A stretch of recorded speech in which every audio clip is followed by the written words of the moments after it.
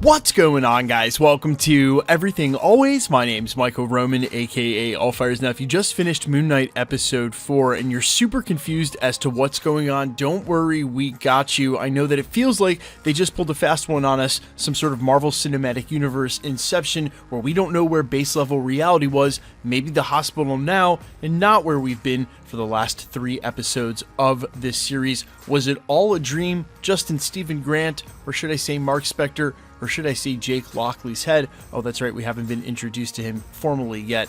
However, there are several signifiers during the end of this episode to tell us exactly what's going on in this moment, why Mark and Steven are able to talk to each other, who was in the sarcophagus that they didn't let out, who the hippopotamus lady is and where they all are, what this hospital is it baseline reality, or a symbol for somewhere, or something else? We're going to explain that all, and even break down exactly how I think he's going to get out of it. They actually told us the answer to that back in episode 3. We're explaining everything for the ending of Moon Knight episode 4, but first, if you could consider hitting the subscribe button. We do daily Marvel content at the channel, and that's all we do. Everything from official Easter egg breakdowns, trailers, reviews, to the occasional industry insider scoop, and everything in between. So if that sort of thing's for you, consider hitting the sub button and leaving a comment down below. That'll automatically enter you to win our ongoing PS5 giveaway, and if you want, stick around to the end of the video. We'll get into all the giveaway stuff again there. Okay, so I don't leave you hanging because I know there are some of you who want answers now. Are we in the MCU? Were we in the MCU? Is this base level reality what in the Inception is going on? We are still in the MCU. What has happened? We've been in the MCU the whole time, but now that Mark Spector / Stephen Grant, his physical body that contains more than one soul, has been shot point blank in the chest, he is now about to die for the second time. And if you're wondering why he didn't just summon the Moon Knight suit, remember, in episode 3, they locked Khonshu in stone as they promised they would for tampering with the sky after the eclipse. He went ahead and turned the stars back thousands and thousands of years. Now, we're going to get to that in a minute, but what has happened is he is about to pass into the afterlife. This hippopotamus that he sees right there at the end is the Egyptian goddess Taweret. And while she has many roles and functions among Egyptian mythology, one of them is cleansing the dead before they pass to the afterlife. So if at first you thought that maybe this hospital was real, baseline reality, no, this hospital is actually sort of a symbol for maybe what you would call a purgatory or a waiting room. And that's the reason that Steven and Mark are able to talk to each other. That third sarcophagus that was also rocking, that was Jake Lockley. They just didn't let him out. All the symbolism that's in the hospital room. Arthur Harrow, by the way, I turned on subtitles. It's really good to do this, not only with Marvel movies, but movies in general sometimes, especially on Netflix. If you're not really sure who a character is or they're supposed to be, maybe not themselves in situations like this, you can see who's speaking. They still refer to this as Dr. Harrow, Arthur Harrow. All the symbolism from all the episodes prior are trying to make you feel like maybe he's been imagining this, just using all these symbols to imagine this reality. Of course, the adventure he was on when he got shot point blank, something like right out of a movie where their Tomb Busters is a straight rip of Indiana Jones' Tomb Raiders.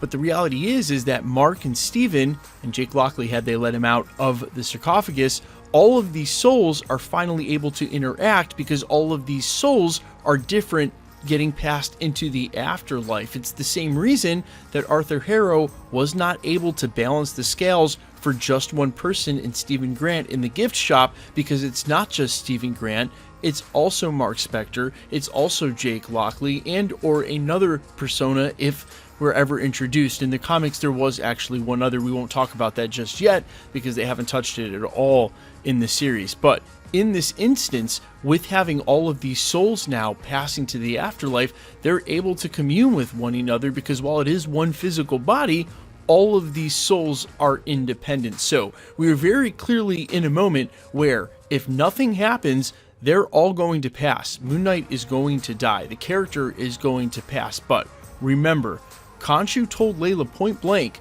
tell Mark to bust me out, meaning that little encaptured stone that he's in, the same way Amit is encased in that now, and as we learned during this episode is referred to as a Ushapti, is able to be released. And as of this moment, it doesn't really look like Mark Spector or Stephen Grant are capable of doing it themselves, which to me really only leaves Layla, who's proven herself quite capable of busting out Khonshu. Now, I'm not sure exactly how that's going to happen, but we do know that in this moment, Mark is finally going to get to convene with Steven on a one-on-one basis, and where we feel like they're not really making any ground. Of course, this is very reminiscent. A lot of people in the community have made sure to point out, and I saw it immediately, that this is almost like Banner and Hulk trying to figure out how to share the same physical entity, and eventually they were able to merge them. I don't think that's in the cards for Moon Knight. It's never how his character read, and they may come up with some sort of sharing agreement in the future, but at least for the meantime, that sort of fractured